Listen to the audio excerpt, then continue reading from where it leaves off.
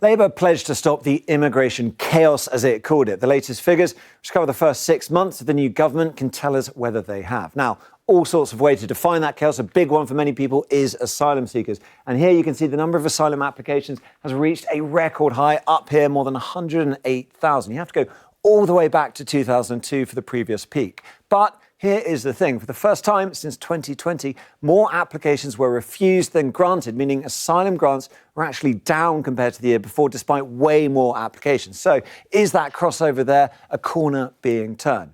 Where are those asylum seekers coming from? Well, Pakistan is the top country for it, followed by Afghanistan, Iran, Bangladesh and Syria.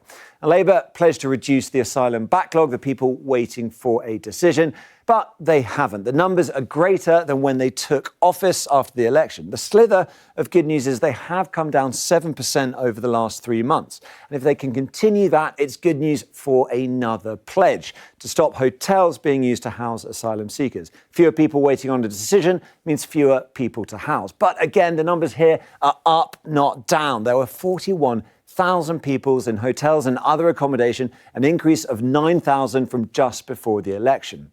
Labour also pledged a new approach to small boats. They abandoned the catchphrase "stop the boats" and promised instead to smash the gangs. The gangs, however, remain unsmashed. There were 37,000 small boat arrivals in 2024. That is 25% more than previous year. It is lower, though, than the highs of 2022.